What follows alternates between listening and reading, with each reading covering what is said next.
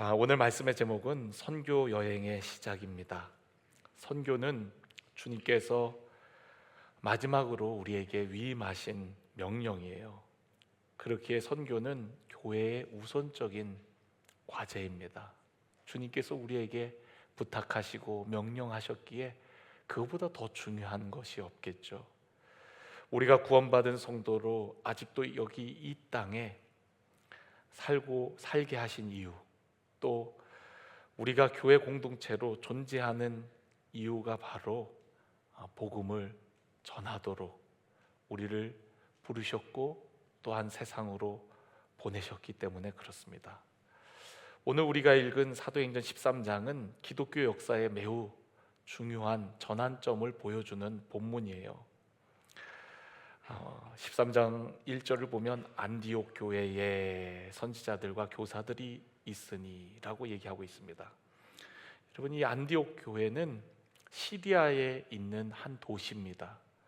이곳은 옛날부터 무역이 많이 발전하였고 또 다양한 문화가 교류하는 중심지였어요. 스데반이 순교한 뒤에 예루살렘에서 시작된 박해로 인해 흩어진 사람들 중에는 안디옥으로 피한 사람들도 있었어요. 이들은 처음에 유대인들에게만 복음을 전했었는데 나중에는 헬라인에게도 복음을 전하게 되어집니다. 그리고 그 복음을 들은 안디옥에 사는 많은 사람들이 하나님을 믿게 돼요. 예수님을 구주로 영접하게 되어집니다. 이 소식을 예루살렘 교회가 듣게 되어지고 그리고 바나바를 그곳에 파송해서 그들을 섬기게 하였고 나중에는 더 많은 사람들이 믿게 되니까 다소에 있는 사울을 데려다가 함께 동역을 하게 되어집니다. 그 이야기가 사도행전 11장에 기록이 되어 있어요. 한번 사도행전 11장 19절 말씀을 한번 같이 보기를 원합니다. 사도행전 11장 19절 거기에 보면 그때의 스데반의 일로 일어난 환란으로 말미암아 흩어진 자들이 베니게와 구브로와 안디옥까지 이르러 유대인에게만 말씀을 전하는데 그 중에 구브로와 구레네 몇 사람이 안디옥에 이르러 헬라인에게도 말하여 주 예수를 전파하니 주의 손이 그들과 함께 하심에 수많은 사람들이 믿고 주께 돌아오더라. 그러니까 안디옥에서 많은 사람들이 주께 돌아오는 역사가 있었어요. 그래서 22절을 보면 예루살렘 교회가 이 사람들의 소문을 듣고 바나바, 우리 예루살렘 교회의 아주 핵심적인 인물이죠. 바나바를 안디옥까지 보내니 그가 이르러 하나님의 은혜를 보고 기뻐하여 모든 사람에게 굳건한 마음으로 주와 함께 머물러 있으라 권하니 바나바는 착한 사람이요 성령과 믿음이 충만한 사람이라 이에 큰 무리가 주께 더하여지더라. 여러분, 바나바가 그곳에 가서 그들을 섬기면서 더 많은 사람들이 모여드는 구원받는 역사가 일어나요. 그러니까 25절에 보니까 바나바가 사울을 찾으러 다소에 갔어요. 사울이 다메섹으로 가는 길에서 빛 가운데 예수님을 만나죠. 그리고 완전히 변화됩니다. 그곳에서 즉시로 예수가 그리스도이심을 증거했고 또한 예루살렘으로 와서는 다른 사도들과 교제를 했는데 그 교제가 수월치 않았습니다. 그때 다리 역할을 했던 사람이 바로 바나바였어요.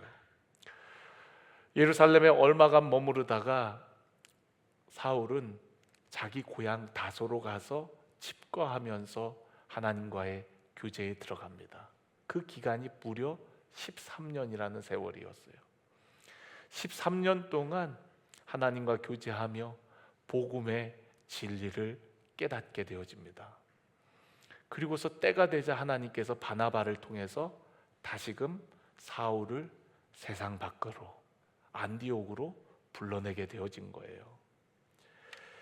그래서 25절 바나바가 사울을 찾으러 다소에 가서 만남에 안디옥으로 데리고 와서 둘이 교회에 1년간 모여 있어 큰 무리를 가르쳤고, 여러분 1년간 그 교회에서 많은 사람들을 가르쳤대요. 그랬더니 제자들이 안디옥에서 비로소 그리스도인이라는 일컬음을 받게 되었더라.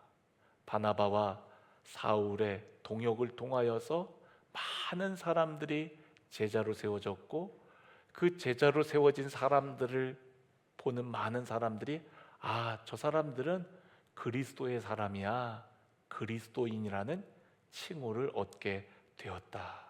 여러분, 그리스도인이라는 말은 안 믿는 사람들이 믿는 사람들을 향해 붙여준 말이에요. 오늘날로 얘기하면 어떻게 보면 예수 믿는 사람들, 예수쟁이들이야 라는 말과 같은 거죠. 그러면서 27절을 보면 그때의 선지자들이 예루살렘에서 안디옥에 이르러 그 중에 아가보라 하는 한 사람이 일어나 성령으로 말하되 천하의 큰 흉년이 들리라 하더니 글리오데 때에 그렇게 되니라. 제자들이 각각 그 힘대로 유대에 사는 형제들에게 부조를 보내기로 작정하고 이를 실행하여 바나바와 사울의 손으로 장로들에게 보내지라 라고 말씀하고 있어요. 그러니까 여러분, 안디옥 교회는 참 특별한 교회입니다.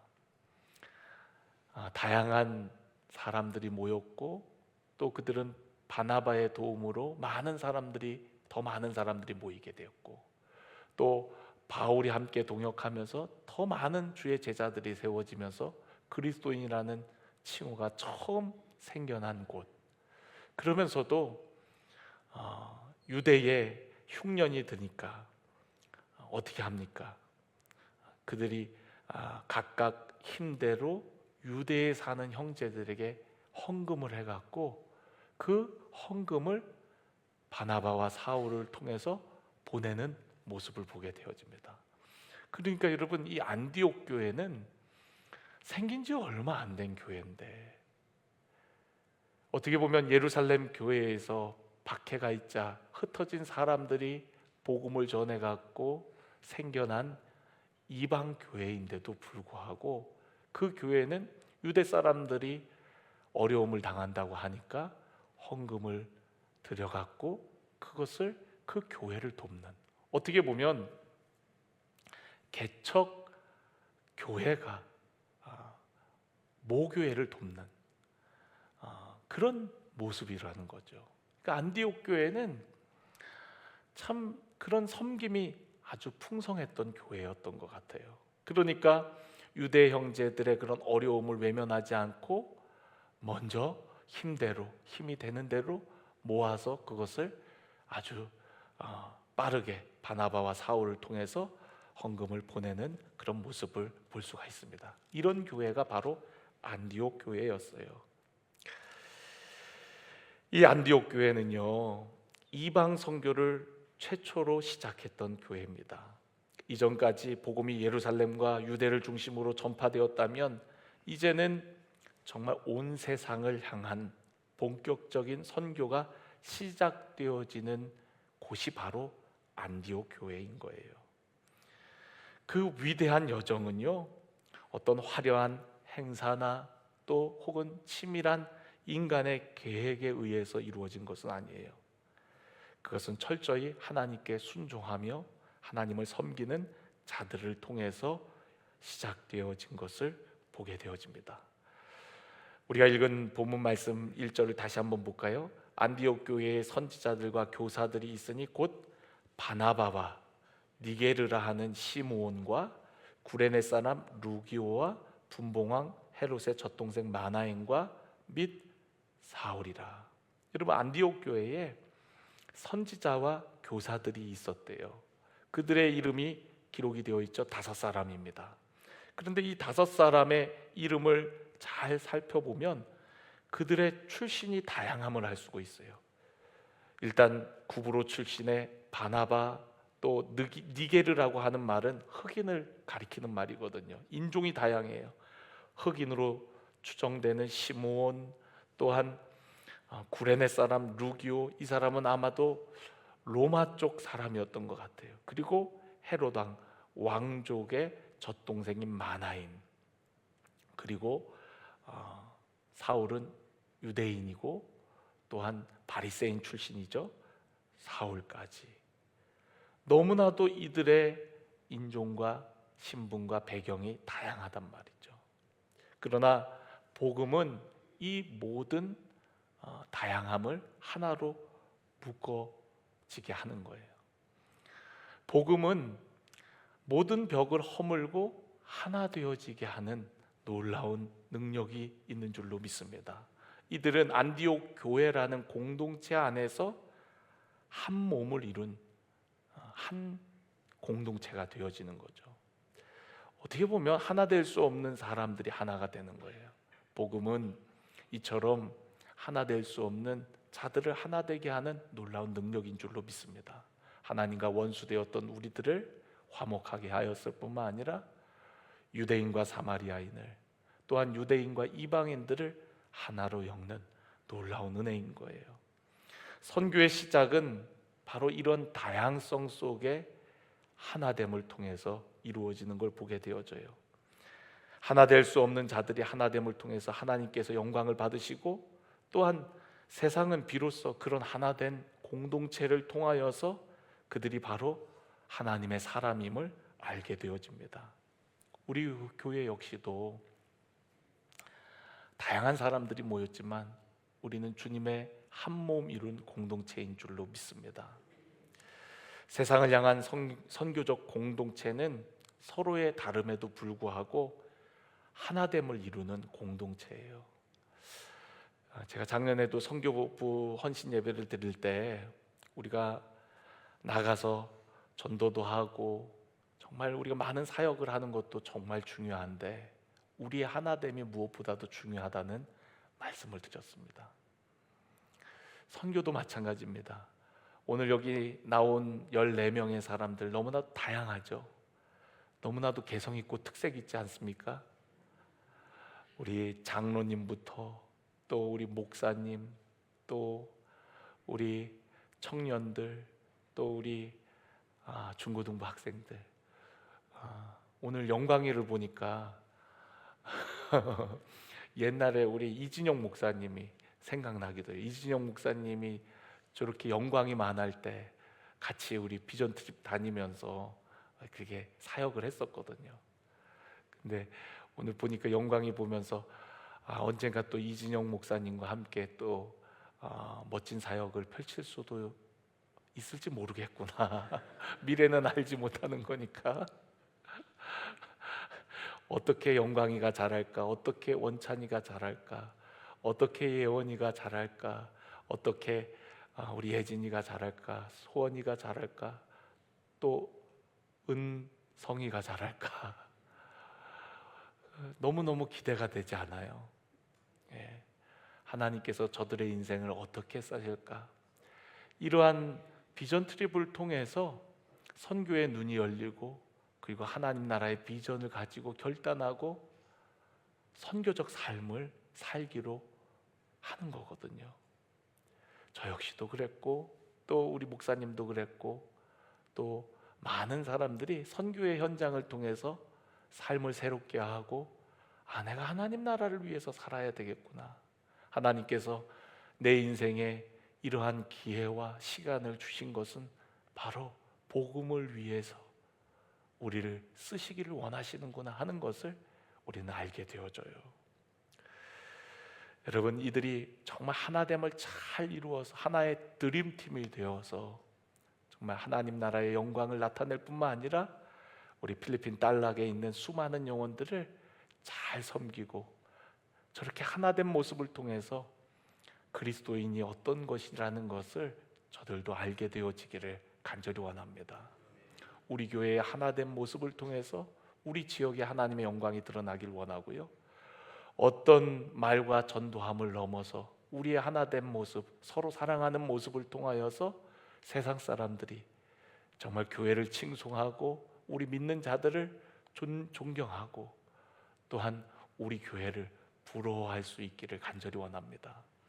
이제는 교회를 오라고 해서 오는 시대는 지난 것 같아요. 저들이 교회에 왔을 때 좋은 느낌을 받고, 또 교회에 다니는 사람들을 통해서 좋은 영향을 받을 때 교회에 오지, 복음의 메시지, 아무리 옳은 얘기를 그들에게 한다 해도 우리의 모습이 세상과 다를 바가 없고, 다르지 않으면, 또한 교회의 모습이 세상 여느 공동체와 다른 모습이 없다면 결코 이곳에 오려고 하지 않겠죠. 우리 목사님, 전도사님들과 그런 얘기들을 많이 해요. 우리가 성도들이 참여하고 싶은 사역을 만들자. 또 우리의 다음 세대 사역들이 부모님들이 참여하고 보내고 싶은 그런 사역들이 되게 하지 않으면 앞으로 점점 아이들은 빠져나가고 3040은 교회에 오지 않을 것이다. 왜냐하면 세상에 재밌는 것들이 너무 많거든요. 돈 있으면 즐길 수 있는 것들이 너무 많거든요. 교회에 갔더니 사람이 변하더라. 교회에 갔더니 하나 될 수 없는 사람들이 어우러지더라. 교회에 갔더니 서로 사랑하더라. 교회는 좀 다르더라 하는 느낌을 받을 때 젊은이들이 올 수 있고, 또한 우리의 자녀들을 보내고 싶은 그런 우리 다음 세대 교육을 할 때 지속 가능한 성장이 있는 것이지, 와야 돼, 참여해야 돼, 예배 드려야 돼, 이렇게 해야 돼 해갖고는 한계가 있고 또한 부작용이 크니 우리 정말 오고 싶은 교회를 만들자. 우선은 우리가 그런 행복한 사역자가 돼야 되겠고, 또한 그러한 공동체를 만들 때 우리가 전도함도, 전도에서 오는 사람들도 역시 그들도 우리 공동체에 속할 수가 있는 것이죠. 저는 우리 사랑하는 성도 여러분들이 먼저 행복하기를 주님의 이름으로 간절히 축원합니다. 그리고 여러분, 정말 서로 사랑하세요. 서로 사랑하고 서로 위하고, 어떻게 해서든 우리가 서로를 위하고 존중하고 세워주는 사람들이 되기를 원합니다. 조금 부족해도, 조금 연약해도 그런 연약함을 내가 채워줘야지, 내가 도와줘야지, 내가 함께 해야지. 그러면서 여러분, 우리 공동체가 사랑 안에서 세워져 가는 거거든요. 저는 오늘 여러분들이 사랑으로 그러한 사랑의 풍성함을 누리기를 주님의 이름으로 간절히 축원합니다. 여러분, 선교는요 사람의 아이디어나 계획이 아니에요. 선교의 주체는 하나님입니다. 예수님께서도 아버지께서 나를 보내신 것 같이 나도 너희를 보낸다고 했지요. 세상을 향해 우리를 파송하시며 성령을 받으라 말씀하셨어요. 오직 성령이 임하시면 너희가 권능을 받고 땅 끝까지 이르러 증인이 된다 그랬어요. 선교적 사명을 감당하게 됨을 말씀하셨어요. 오늘 본문에도 성령께서 안디옥 교회에 말씀하십니다. 2절을 보면은 주를 섬겨 금식할 때에 성령이 이르시되 라고 말씀하고 있어요. 그들이 주님을 섬기며 금식하며 기도할 때에 성령이 그들에게 말씀하셨습니다. 뭐라고 말씀하셨죠? 내가 불러 시키는 일을 위하여 바나바와 사울을 따로 세우라 라고 말씀하셨어요. 그리고 그 말씀을 들은 교회 공동체는 금식하고 다시 기도합니다. 그리고서는 마침내 그 두 사람을 안수하여 어떻게 했다고요? 보냈다라는 거예요. 주님께서 보내심을 받은 것처럼 주님의 몸된 교회가 그들을 하나님의 일을 위해서 따로 세워서 그들을 보내는, 파송하는 모습을 보게 되어집니다. 여러분, 사도라는 말 자체가, 그 원어의 자체가 보내심을 받은 자라는 뜻입니다. 성경에 보면은 선교사라는 말은 나오지 않아요. 그런데 선교사와 동의어가 바로 사도입니다. 우리가 요즘 계속 은혜를 나누고 있죠. 우리는 그리스도를 대신한 사신이다. 사신이 바로 사도입니다. 사신이 바로 사도예요.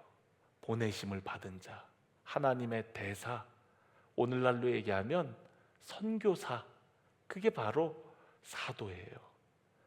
오늘 이들을 보낸 거예요. 교회 공동체가 기도하고 그들을 안수하여 보내는 모습을 보게 되어집니다. 선교는 기도와 예배 가운데 시작되어져요. 하나님을 깊이 만나는 예배의 자리, 섬김의 자리, 그 자리에서 우리는 하나님의 마음을 깨닫고 하나님의 음성을 듣게 되어집니다. 성령께서 바나바와 사울을 내가 불러 시키는 일을 위해서 따로 세우라고 말씀하셨어요. 겉으로는 이들이 신청을 한 것 같지만 성령께서 이들을 이번 비전 트립, 필리핀 비전 트립을 위해서 주님께서 세우신 자들인 줄로 믿습니다. 또한 우리 교회 공동체가 함께 기도함으로 이들을 그곳으로 보내는 거예요. 오늘 우리는 이들을 따로 세워 하나님의 일을 위해 보내는 것입니다. 안디옥 교회의 소중한 지도자들을 보내는 것이 얼마나 어려운 일이었겠어요. 하지만 그들은 성령의 음성에 순종하여 그 두 사람을 보내게 되어집니다. 그렇죠, 여러분. 안디옥 교회에 지금 가장 핵심적인 역할을 하는 사람이 바나바와 바울인데 그들을 보낸다는 것은 쉬운 결정은 아니에요. 이렇게 오늘 보니까 청년부의 핵심 관계자가 다 여기 있네요. 우리 구원이가 회장이거든요. 우리 영은이는 전임 회장, 정인이는 그 전임 회장. 3대 회장이 지금 다 지금 청년부 어떡하지? 그러고 보니까 청년부 담당 목사님. 청년부 큰일 났는데요. 이 네 사람이 한 주간 동안 없다고 청년부 무너지지 않겠죠? 네, 또 우리 솔지가 잘 지키고 있어야 돼. 소리가 그래도 잘 알아들었다. 미안해. 소리가 잘 지키리라고 믿습니다. 참. 그러니까 이 중요한 멤버들이거든요. 그런데 이들을 우리가 보내는 거예요. 우리 학생들도 보니까 학생 우리 제일 잘생긴 우리 원찬이 멋진 남자. 아유, 우리 한 주간 동안 들으면 어떡하죠? 우리 영광이 없어서 우리 주성복 권사님이 우리 주성복 권사님 어디 가셨죠? 거기 계시군요. 또 오늘 저녁에 우리 찬양단, 우리 어른들 찬양단 이렇게 결성이 돼갖고 오늘 처음 섰는데 어떠셨어요? 너무 은혜로웠죠. 예, 너무 감사해요. 우리 생각난 김에 한번 격려의 박수 한번 할까요?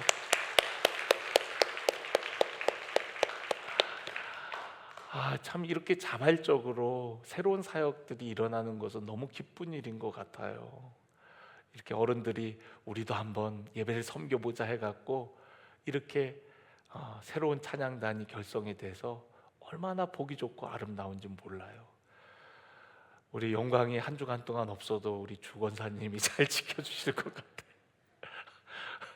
또 우리 그 밖에 학생들, 우리 교회 미모를 다 책임지는 학생들.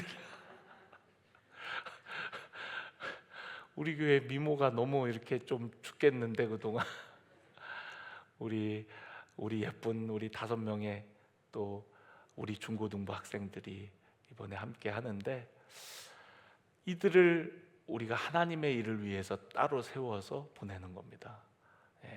우리 한명복 장로님 없으면 교회가 좀 빈 것 같을 것 같은데요. 우리 또 다른 장로님들이 또 계시니까 아이고, 윤전도사님 가면은 우리 사무실 어떻게 하죠? 그러게요. 어쨌든 우리 이들을 하나님의 일을 위해서 따로 세워서 우리가 함께 기도함으로 보내는 것입니다. 순종하여 보내는 것이에요. 여러분, 우리가 순종하여 나아갈 때에 하나님께서 행하시는 놀라운 일들을 경험하게 되어질 줄로 믿습니다. 순종은 때로는 어려운 일이지만 그 순종함을 통해서 하나님의 역사를 경험하고 하나님의 일하심을 우리는 누리게 되어져요. 예전에 말레이시아를 비전 트립을 갔었던 적이 있습니다. 그곳에 김병욱 선교사님이라고, 그분은 그 보르네오 섬에 있는 그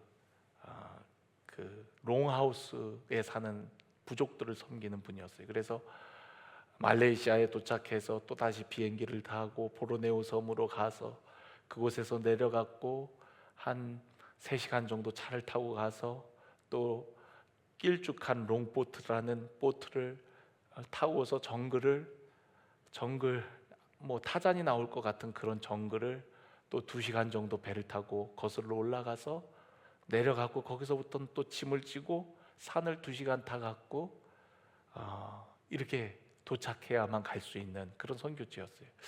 그 마을이 다라이 마을이었나? 목사님? 뭐 다라이 마을 무슨 마을 이게 산에 이렇게 살고 있어요. 옛날에는 그 마을에 사는 사람들이 식인종이어갖고 사람을 잡아서 먹는 식인종이어갖고 막 해골이 걸려 있고 그랬는데, 복음을 받아들이고 부족이 완전히 변화되어서 교회를 세우고 하나님을 섬기는 그런 부족들이 된 거예요. 그런 곳에 가서 이제 우리가 이제 섬기는 거죠. 약도 갖다 주고 옷도 갖다 주고 또 그분들 필요한 것들 준비해서 가서 섬기고, 또 우리가 준비한 복음의 메시지를 전하면서 살아계신 하나님을 증거하는 거예요. 그렇게 사역을 쭉 하고 나서 이제 돌아오려고 하는데, 선교사님이 자녀가 있는데 자녀가 기타를 배우고 싶은데 거기서는 기타를 구하기가 어렵다는 거예요. 근데 우리가 마침 이제 기타를 하나 가져갔거든요. 제 기타를. 제가 그 기타를 자마라는 회사에 그 직원을 아는 분이 계셔갖고 그곳에 직접 가갖고 본사에 가서 한 120만 원 정도 되는 건데, 이제 전도사라고 하니까 싸게 60만 원에 사갖고 온 기타였어요. 이제 그때 산지 얼마 안 됐고 새 건데 그거를 선교지에 들고 갔는데 기타가 없어서 기타를 배울 수가 없다는 거예요. 칠 수가 없다는 거예요. 그런데 제 마음에 네 거 줘라 하는 음성이 들려요. 네 거 줘라. 근데 제가 그 기타를 너무 아꼈거든요. 제가 처음 돈을 모아서 어렵게 100만 원 넘는 기타지만 조금 이제 싸게 샀지만 어쨌든 정말 너무 아끼는 그 기타를 자꾸만 주라는 거예요. 아침에 큐티하고 나면 하나님께서 또 제 마음에 주고 가라는 거예요. 주기 싫은데 주고 가라는 거예요. 결국 나중에는 그냥 순종했어요. 하나님, 순종하겠습니다. 그리고 그 기타를 줬거든요. 주고서는 저는 잊어버렸어요. 그리고 생각하지 않았습니다. 그런데 여러분, 놀라운 거는요, 그렇게 주고 나중에 연천 노동리에 있는 영광교회에 와서 이제 목회를 하고 있는데, 우리 교인이 아닌 다른 교회 집사님인데 크래프트라는 기타 회사에서 일을 하셨나 봐요, 그분이. 근데 그 집사님이 어느 날 전화가 왔는데, 목사님, 전도사님 교회 계시나요? 그래. 우리 교인도 아니니까 너무 의아했죠. 있다고 그러니까 잠깐 방문해도 될까요? 그래.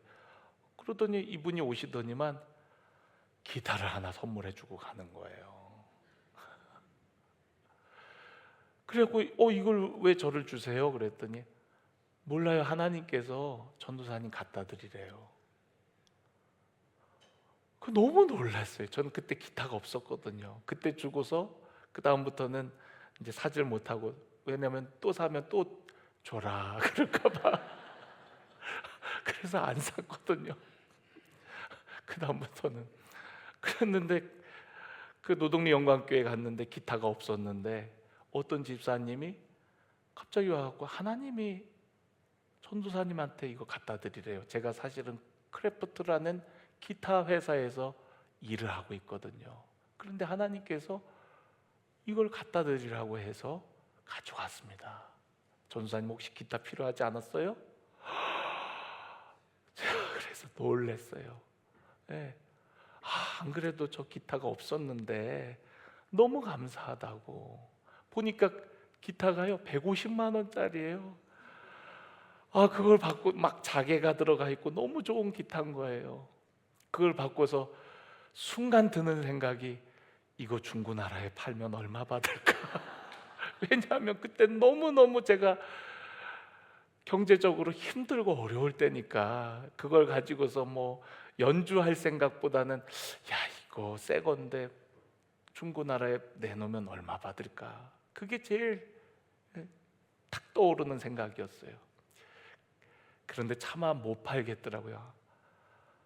하나님께서 그 전도사님한테 기타 갖다 주라 그랬는데 분명 그 기타를 필요하니까 갖다 주라고 했겠지. 그리고서 그 기타를 지금까지 가지고 있거든요. 이제는 제가 연주하는 게 아니라 우리 딸이, 주희가 그 기타를 연주하고 있어요. 참 하나님 역사가 놀랍죠. 선교지에 저는 작은 것을 심었는데 하나님은 더 큰 것을 주시더라고요. 저는 작은 순종을 했는데 더 큰 은혜를 경험하게 하더라고요. 저는 여러분들이 그런 은혜를 다 경험했으면 좋겠어요.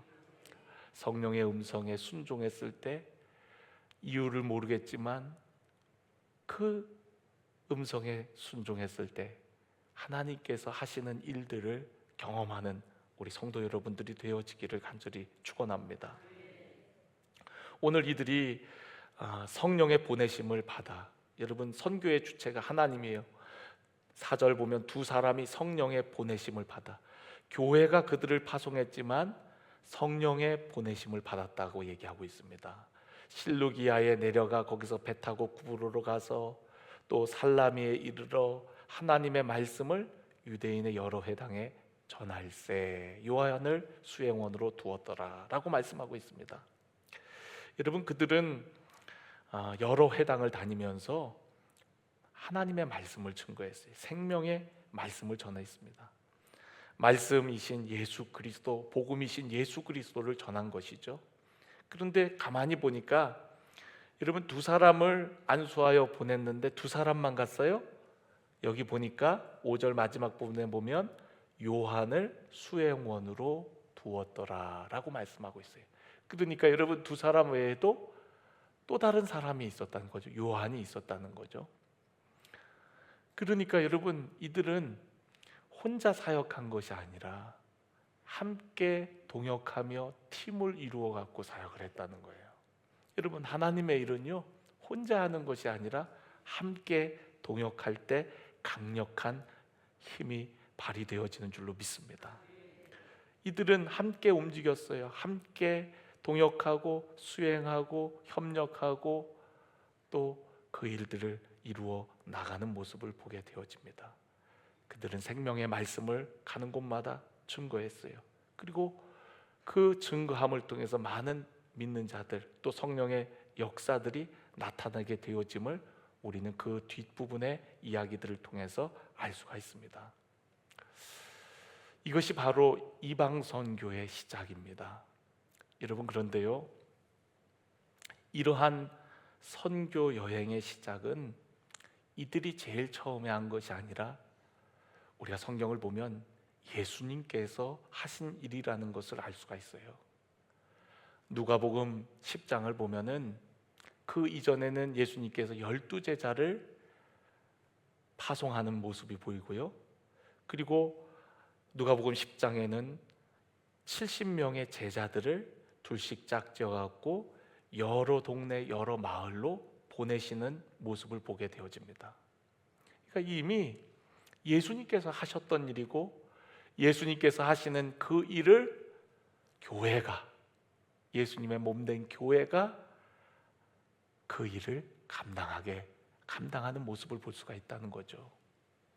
예수님은 둘씩 짝지어서 그들을 각 동네로 보내셨어요. 그들을 보냄이 마치 어린 양을 이리 가운데 보낸과 같다라고 말씀하셨어요. 그러나 그들은 가는 곳마다 주님의 평안을 선포하였고, 그리고 그들이 가는 곳마다 주님이 부여하신 권능이 나타났어요. 병든 자들이 고침을 받고 또 귀신이 떠나가는 역사들이 일어나게 됩니다. 그래서 그 70인들은 예수님께 돌아와서 기쁨으로 보고해요. 누가복음 10장 17절에 보면 70인이 기뻐하며 돌아와 이르되 주여, 주의 이름이면 귀신들도 우리에게 항복하더이다 라고 말씀합니다. 그런데 예수님께서 그들에게 뭐라고 말씀해 주십니까?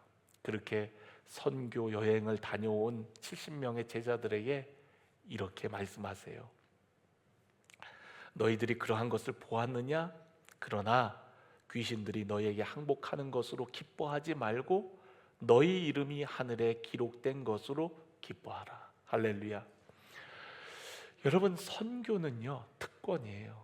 내가 누군가에게 복음을 증거한다는 것은 나는 예수의 생명을 얻은 자, 누리는 자, 예수의 생명을 나누어 주는 자라는 거죠. 그 얘기는 그는 구원받은 하나님의 백성, 하나님 나라의 생명책에 이름이 기록된 사람이라는 것을 반증하는 행위라는 거예요. 그러니까 너희들이 그 선교 여행을 통해서 그런 본 놀라운 일들을 통해서 너희들이 기뻐하는 것이 아니라 너희들의 이름이 하늘나라 생명책에 기록된 것으로, 너희들이 구원받은 하나님의 백성이라는 것으로 기뻐하라 라고 말씀했다는 거예요. 그러니까 여러분, 우리가 선교한다는 것은 하나님의 자녀요, 하나님의 자녀로서의 특권을 누리는 자들이라는 것을 보여주는 거예요. 여러분, 선교하는 나라, 선교하는 민족, 선교하는 교회, 선교하는 개인이 복을 받는 줄로 믿습니다. 선교는 어떤 프로그램이 아닙니다. 선교는 우리의 삶이에요. 삶이 곧 선교가 되어야 합니다. 그래서 올해 우리의 비전은 일상에서의 선교적 삶인 거예요. 그리고 우리 교회는 우리 교회를 유지하기 위한 교회가 아니라, 우리 교회를 단순히 잘되게 하기 위한 교회가 아니라, 아버지께서 예수님을 보내셨듯이 우리를 보내신 예수님의 명령을 따라 세상을 향하여 나아가는 선교적 공동체가 되어야 하는 줄로 믿습니다. 오늘 우리들 모두가 삶의 현장으로 보냄을 받은 선교사라는 사실을 여러분 잊지 마십시오. 2000년 전에 예수님의 12제자만 사도가 아니라 바로 우리도 사도권을 계승한 사도들이라는 것, 주님의 제자들이라는 사실을 여러분 잊지 마시기 바랍니다. 오늘 우리는 서로의 다름을 인정하면서도 하나됨을 힘써야 됩니다. 우리 안에 어떤 보이지 않는 벽들이 있다면 복음 안에서 그 모든 벽들이 허물어지고 진정으로 하나 되고 사랑하는 공동체가 되기를 원합니다. 예배와 기도를 통해서 우리는 하나님의 음성, 성령의 음성에 귀를 기울이고 또한 그 말씀하심에 순종하는 우리 모두가 되기를 간절히 원합니다. 하나님께서 가라 하시니 우리는 그 말씀에 순종하여 나아가는, 담대히 나아가는 우리 모두가 되기를 간절히 원합니다. 안디옥 교회가 가졌던 그 순종의 모습, 오늘 우리도 그러한 모습으로 나아가서 우리를 통해 하나님의 역사, 또 복음의 확산, 하나님 나라의 확장이 우리를 통해 온전히 이루어지기를 주님의 이름으로 간절히 축원합니다. 오늘 이제 내일이면 출발하는 이 14명의 팀원들뿐만 아니라 여러분 모두가 보내는 선교사로 함께하는 겁니다. 또한 우리 반석교회 모두가 이기원 선교사님, 저도 그 선교사님을 몰라서 한번 만나보고 싶어서 지난번에 한국 들어오셨을 때 한번 우리 교회 방문해서 청년부 예배 말씀을 전하고 가셨거든요. 우리 이진영 목사님하고는 또 동기라고 합니다. 근데 제가 한번 만나봤더니 너무 좋으시더라고요. 너무 정말 그 진지한 열정이 있으시고, 이번에 그 선교사님의 사역지 저희가 조금이라도 힘이 되었으면 좋겠고, 또 함께 동역함을 통하여서 필리핀과 또 우리 반석교회 이 땅에 정말 하나님의 나라가 확장되어지는 놀라운 역사, 그러한 시너지가 나타나기를 간절히 축원합니다.